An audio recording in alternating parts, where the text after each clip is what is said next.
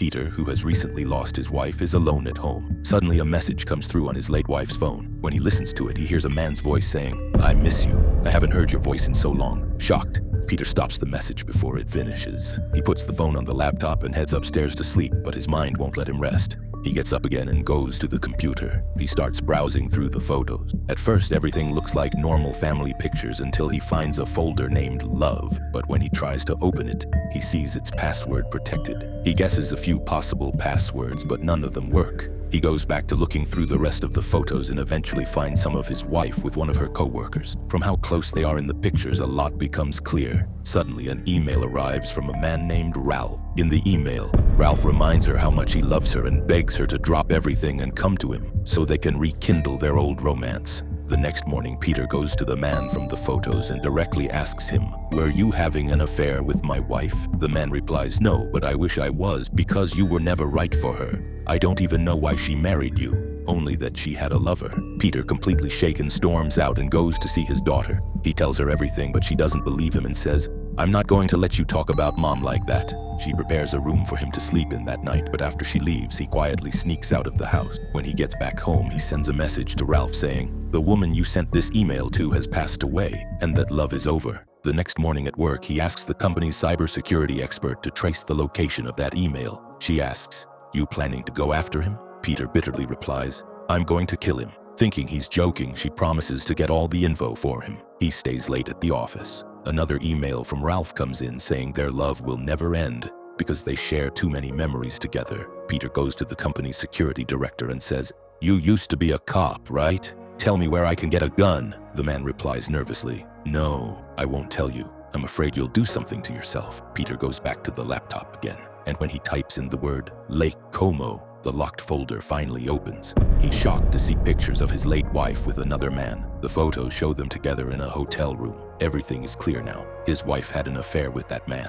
At the same time, the cybersecurity expert sends him the details about the email. The man's name is Ralph, and he lives on 36th Street in Milan. Peter immediately asks his assistant to book him a plane ticket and hotel in Milan. When he arrives in Milan, he goes straight to the building where Ralph lives, but the entrance is locked. He waits until someone comes by to open the door, and just before it closes again, he slips inside. He checks the mailboxes looking for Ralph's name, but it's not there. So he steps outside and waits, hoping the man will show up. Eventually, Ralph appears and Peter follows him until he sees him walk into a cafe. Peter also enters the cafe and quietly keeps an eye on him.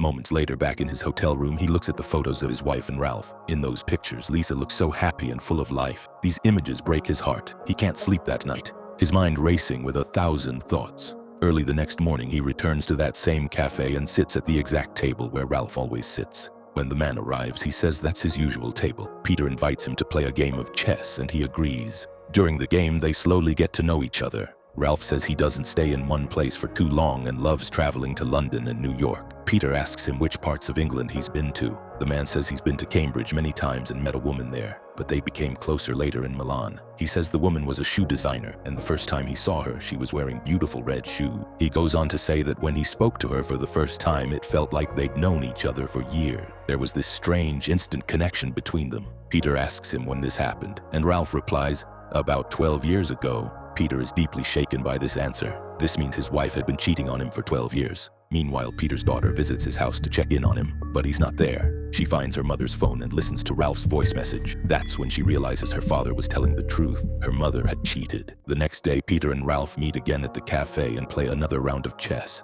In the middle of the game, Peter asks, "Did Lisa come to Milan often?" He says yes and shares a memory. One day they went together to a shoe factory. Then in front of all the factory workers, he started dancing with her. Lisa was really happy. It was also raining that night, and they kissed under the rain. Peter remembers a day when his wife had returned from Milan and told him how much she missed him. But now he knows the truth, where she really was and who she was spending time with during those trips. These memories torment him.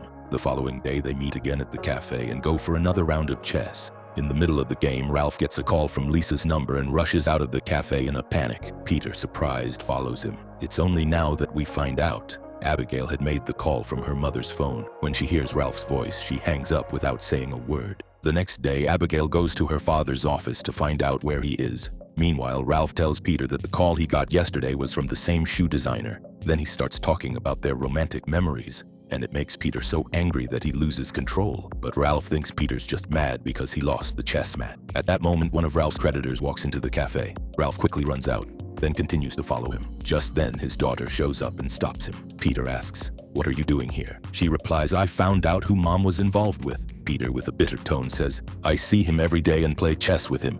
Then he takes his daughter to his hotel room and shows her the photos of Lisa and Ralph. Suddenly, his emotions overwhelm him and he shouts, "I want to know, what did I do wrong? Why wasn't I enough for her, so much that she'd end up with a man this pitiful?" And angrily he adds, "I'm seriously thinking about ending him." The next day he goes to the building where Ralph lives. When he arrives, he hears a strange sound coming from the janitor's room. He follows the noise and finds Ralph there, dressed in old, ragged clothes. That's when he finally realizes Ralph is actually the building's janitor. That's why there was no mailbox under his name at the front desk. But Ralph claims he only came downstairs to take care of a small turtle he found outside the door. At that moment, Peter picks up a hammer, ready to finish him off. But Ralph turns around, shows him the turtle, and excitedly says, "Look how cute it is." Peter takes a deep breath and leaves without saying a word. When he returns to the hotel, he sees his daughter standing with her suitcase. She's heading back and she urges her father to let this go and come home too. But Peter refuses and his daughter leaves.